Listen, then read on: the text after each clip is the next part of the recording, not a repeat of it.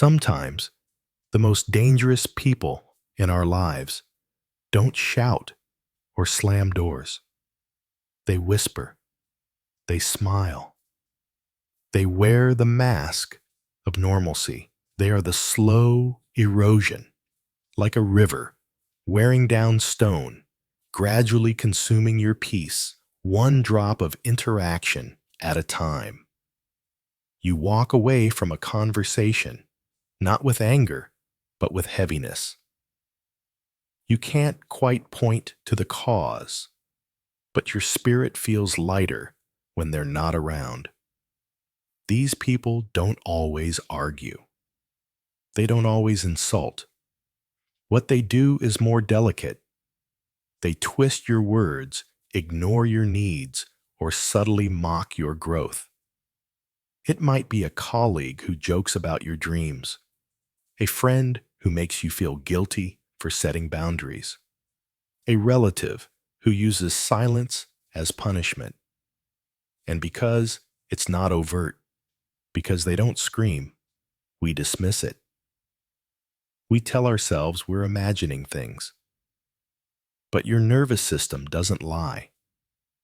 That discomfort, that quiet tension, it's real. So, here's the question. How do you protect your calm from someone who never raises their voice, but still steals your peace? Toxicity doesn't always announce itself with sirens. Often, it enters like a draft through a cracked window, quiet, cold, and unnoticed. It begins with the smallest signs. A mocking smile when you share something meaningful. A delay in replies that only happens when you need support. A favor turned into a debt. They gaslight you, subtly making you question your own perception. They judge your choices under the guise of concern. They burden you with guilt whenever you assert your needs. And just like a dam doesn't break all at once, neither does your emotional boundary. It leaks slowly, consistently, until one day you're drowning in self-doubt, obligation, and emotional fatigue. The tragedy isn't that they were toxic. It's that you didn't see it until it overwhelmed you. So learn to spot the shift. Notice how you feel after you speak with them, lighter or heavier, empowered or drained. Awareness is your armor. A cracked wall isn't dangerous unless you ignore it. Catch it early, and you stay safe. Miss it, and the flood is inevitable. A boundary is not a wall to keep the world out. It is a garden fence, invisible but essential, protecting what's worth growing inside. Setting boundaries is not selfish. It is an act of self-respect, a declaration that says, I matter too. Too often, we let people step across our emotional space because we fear confrontation or crave approval.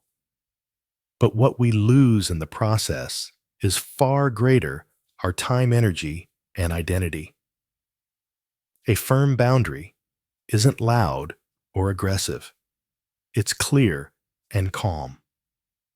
I won't take on more than I can handle. I need time to rest after work. These are quiet acts of reclaiming your space. And just as a fence must be maintained, so must a boundary be upheld. Because the moment you say yes when your soul screams no, the fence weakens. Love for others is noble, but love for yourself through boundaries is wise. Protecting your peace is not an act of separation. It's a path back to wholeness.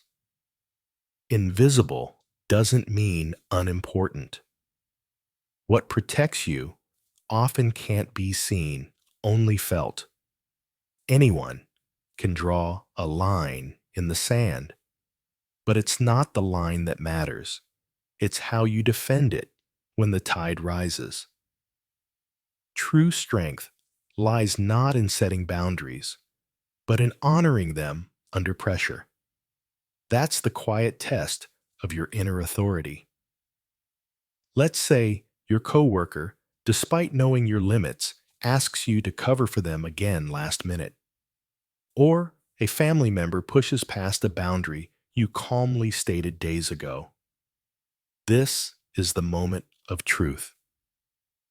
Do you shrink for peace or stand for self-respect? You can respond without rage. You can be firm without fire. Try. I've already committed to something else. Or, I need to hold this boundary for my well-being. It's not about controlling them. It's about controlling yourself. Most people cave not because they're weak, but because they never rehearsed the strength to say no. Boundaries are promises not to others, but to yourself. And every time you keep that promise, you become less reactive and more rooted. Power doesn't shout. It holds. It endures. It simply stands. When the world pulls you in every direction, what holds you together? It's not your reactions, but your principles, the deep roots beneath the storm. In the Stoic tradition, 4 cardinal virtues form the unshakable foundation of a life well-lived: wisdom, justice, courage, and temperance.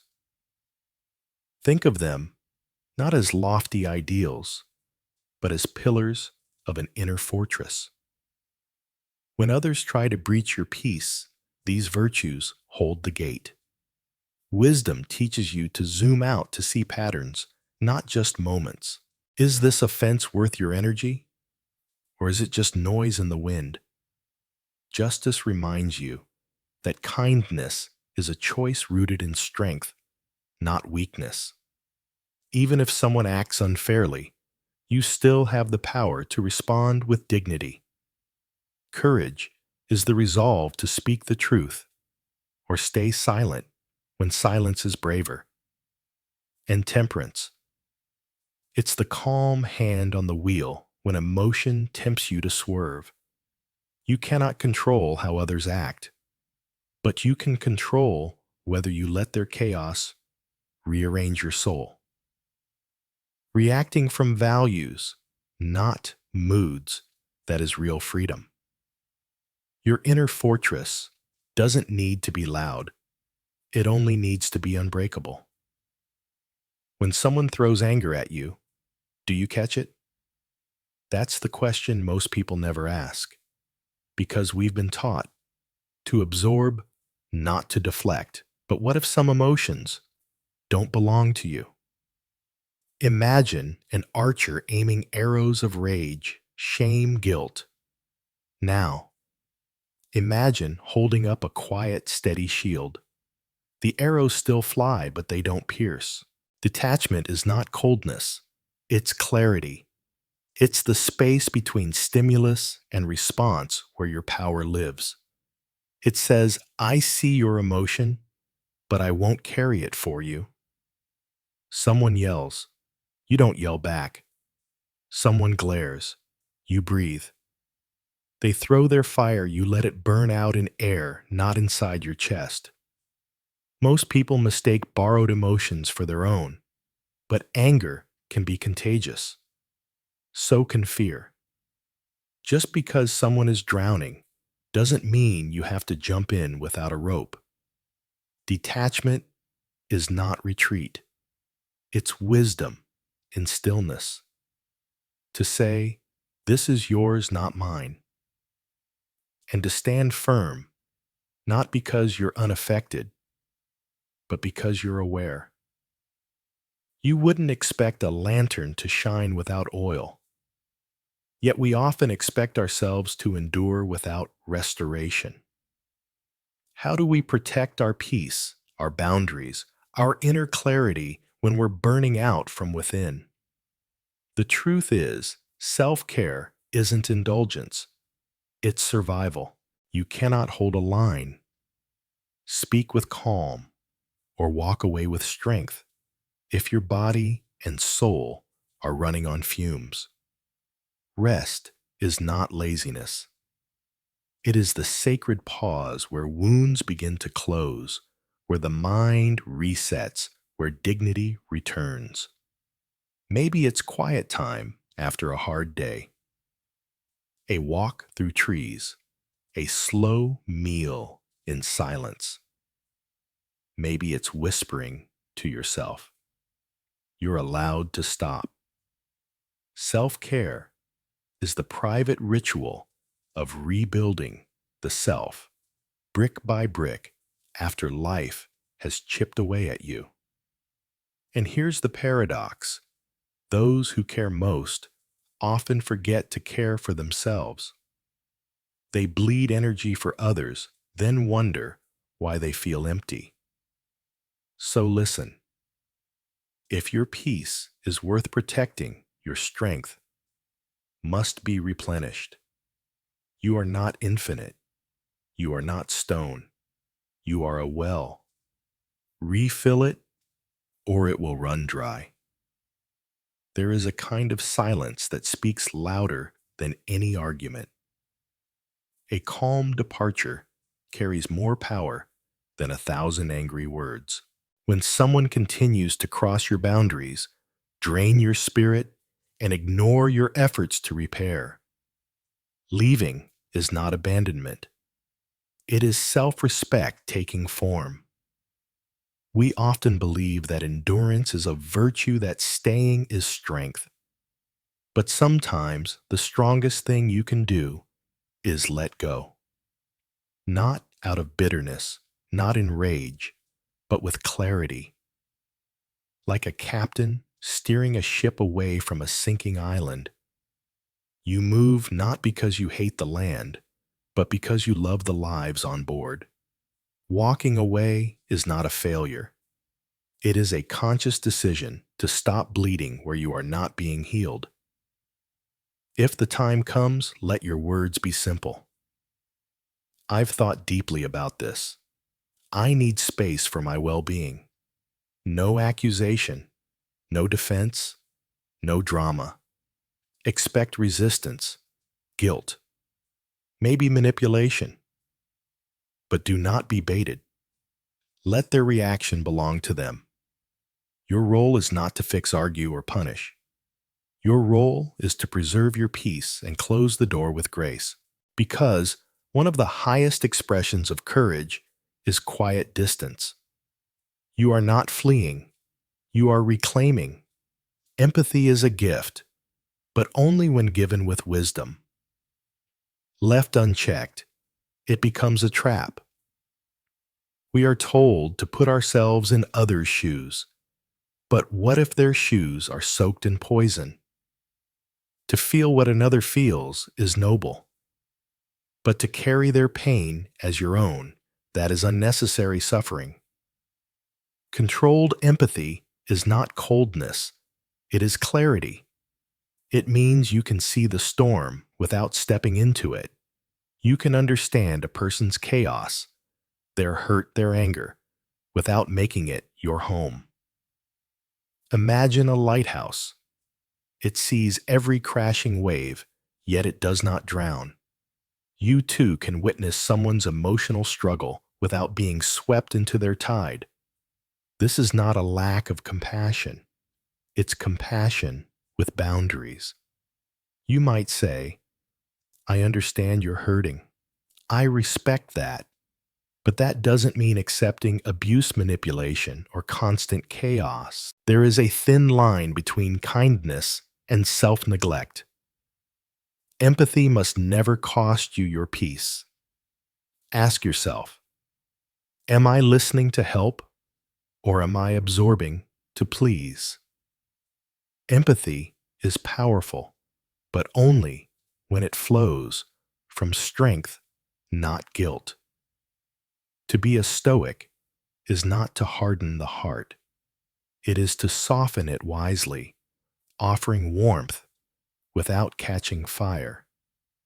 Strength is often mistaken for solitude, but even the mightiest tree does not stand alone. Its roots entwine with others underground, sharing water, nutrients, resilience. The forest survives not through isolation, but through silent support. Stoicism teaches us to master our inner world, but it never asks us to walk alone. Even Marcus Aurelius, the emperor philosopher, had teachers, advisors, and mentors. Wisdom doesn't grow in a vacuum. It thrives in conversation, in reflection, in community. When you are navigating toxic relationships, don't make the mistake of believing that asking for help is weakness. It is clarity. It is courage. There is strength in saying, I don't have all the answers. There is wisdom in seeking another perspective. Sometimes a friend becomes your mirror. Other times, a coach helps sharpen your clarity. And in moments of deep confusion, a therapist becomes your compass, pointing not north, but inward. You are not meant to carry everything on your own. Your silence should not be your only strategy. Let your voice be heard. Let your struggle be witnessed. Sometimes, all it takes to break the fog is a single shared word. Remember, even a lighthouse needs engineers. Even an anchor needs a chain. The Stoic path is not to harden until you break, but to remain open, adaptable, supported. Because true strength isn't silent suffering. It's knowing when to lean without falling. Difficult people are not just obstacles on our path. They are mirrors reflecting our untested virtues. They don't create our flaws. They reveal them. They press against the edges of our patience, our empathy, our discipline. And in doing so, they show us who we are when it's hardest to be who we want to be. The Stoics never promised a calm sea. What they offered was a rudder for when the waves rise. Toxic relationships, like sudden storms, are not there to destroy the ship, but to test its construction. So the real question isn't, why are they so toxic? It's, can I remain intact, calm, principled, and humane while facing them? It's easy to be kind to kind people. But the true strength lies in retaining your gentleness when confronted with cruelty. To be firm without being bitter. To be clear without being cruel. To walk away without hatred. That is mastery. Your reactions are your signature, and every encounter is a brushstroke on the canvas of your character. Let each one paint a story of grace under pressure of values unshaken. Because, in the end, the person we become in the fire matters far more than the flame itself. You don't need to wear a label to live a philosophy. You don't need to announce that you've embraced Stoicism. The real power is silent. It shows up in your posture, not your proclamations. A tree doesn't need to say, I am rooted. You feel its stillness when the wind comes. So should you. When life rattles the cage, let your calm be your reply. Too often, we feel the urge to explain our boundaries, justify our silence, or defend our growth. But growth is its own proof. Silence is its own strength. Stillness is its own kind of roar. Epictetus didn't just speak truth. He embodied it. So when someone tests your limits, don't argue. When someone disrespects your peace, don't plead. Just stand in it. Be it. Live it. Because a philosophy is not a speech, it's a stance. When you stop reacting, start choosing, and live with intention, you become unshakable. Don't explain your philosophy. Let the way you carry yourself make the explanation unnecessary.